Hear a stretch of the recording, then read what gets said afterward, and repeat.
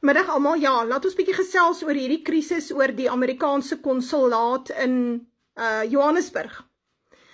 Dit is 'n interessante stukkie nuus wat sommer ewe skielik vorendag gekom het.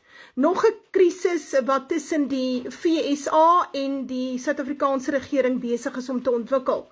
En dit gaan daaroor dat daai FSA konsulaat wat in Sandton Drive is, wil hulle daai hele straat vernoem na Leila Khalid Drive. Nou, meeste van ons weet nou nie wie's Leila Khalid nie, maar Leila Khalid was 'n Palestynse terroris.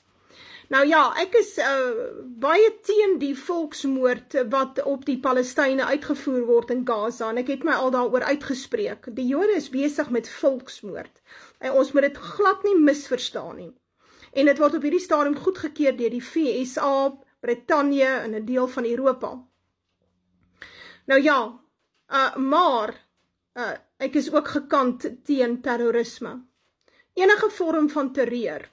Ons kan nie burgerlikes teiken om ons sin te kry nie. Ons kan nie bomme plant soos die ANC voor 94 om 'n standpunt te maak nie. Kan nie burgerlikes teiken. As jy oorlog wil voer, dan voer mense oorlog teen soldate. Soldate teen soldate.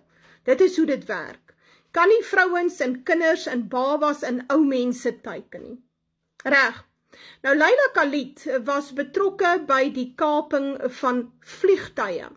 Sy is op 'n stadium gevang en was in die Verenigde Koninkryk in 'n tronk. In 1979 is sy geruil vir ander gevangenisse, uitgeruil, en sy leef vandag in vryheid en vrede iewers in die Midde-Ooste, sover my kennis strek.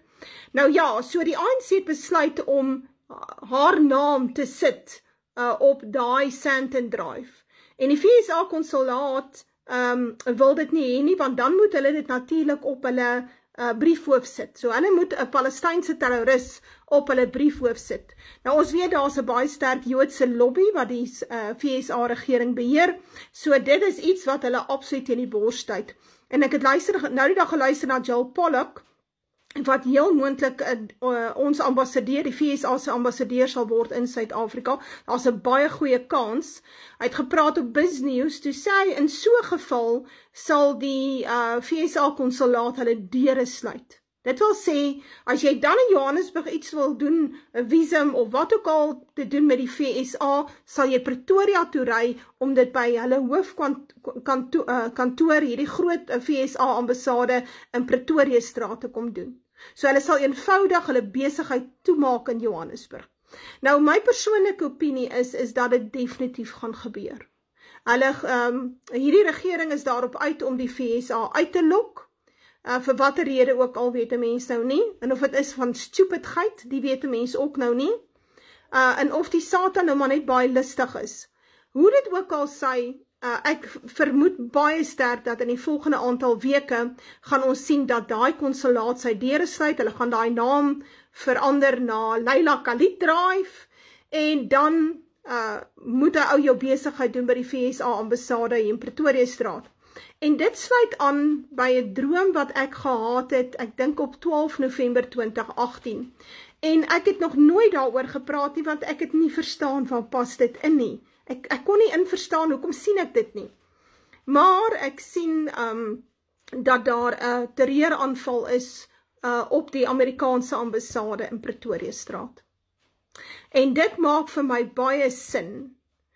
Dit wil sê, die FSA ambassade, daar waar daar nou weer binnekort, ek dink die 28ste Maart, is daar nou weer 'n groot plaasmoord, teen plaasmoord optog by die FSA ambassade, van boere wat daar gaan by mekaar kom. Ek gaan kyk of ek nie ook daar kan wees nie. Maar die sluiting van die konsulaat in Johannesburg, die oorskuif na die FSA ambassade toe in Pretoria straat, die feit dat Willem Petzer voorheen ook daar by Pretoria straat het hulle nou die groot optog gemaak, en 100 en weet nie hoeveel duisend handtekeninge oorhandig het aan die FSA ambassade nie. Dit maak eintlik die FSA ambassade 'n teiken, omdat daar op voetsoolvlak en selfs by die ANC se topstruktuur is daar hierdie gevoel van die FSA is ons vyandig gesind. En nou ja, Hoe dit ook al sy, ek het dit gesien in 2018, en dat ek die waarskuwing moet gee. In my droom was dit vir my baie duidelik, ek moet hulle waarsku, dat hulle moet klaarmaak vir 'n terreuraanval op die Amerikaanse ambassade. Watter vorm dit gaan aanneem, dit weet ek nie, dit het Vader nou nie vir my gesê nie, maar ek dink dis logies, dat as gevolg van die baie drama tussen die FSA en die ANC en die geweldige swart aktivisme, die pro-Palestynse aktivisme in Suid-Afrika, die FSA ambassade maklik die teiken kan word van iets soos 'n motorbom of iets soortgelyk. En is interessant, omtrent 2 weke terug was daar 'n berig van plofstof en aanstekers wat hulle gekry het iewers op die grens. Ek weet nie of dit by Beitbrug was of so nie, maar dit het oor die grens gekom. Ek weet nie of dit tussen ons en Zim is en tussen ons en Mosambiek is nie, maar jy kan die berig gaan opsoek.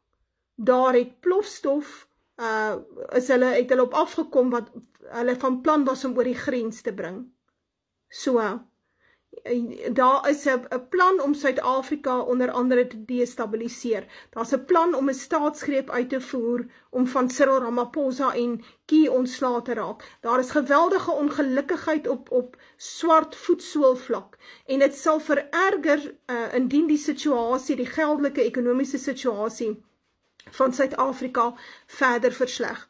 So ek gee waarskuwing aan boerevolk, mense moet maar versigtig wees as jy te doen het daar by die FSA ambassade, wees maar wakker, wees maar waaksaam, Vader sal my kwaadlik neem as ek nie waarsku nie, wees wakker, wees waaksaam, as my julle mense ken in die FSA ambassade, hulle ouens wat buitekant is, kyk, hulle is baie sekuriteitsgeoriënteerd, hulle moet wakker slaap en hulle moet kyk mooi wat om die ambassade aangaan. Kyk, is 'n redelike groot area, bestaan 'n hele blok, as ek dit nie mis het nie, so, dis moeilik om deur die heininge te kom, of by die hekke in te kom, soos wat die geval was met aanvalle op ambassades, FSA ambassades hier in Midde-Afrika, waar hulle eenvoudig met 'n trok ingery het onder die ambassade, en hy toe ontplof, weet nie hoeveel, maar die mense is dood nie, die hele gebou is amper in puin gelê.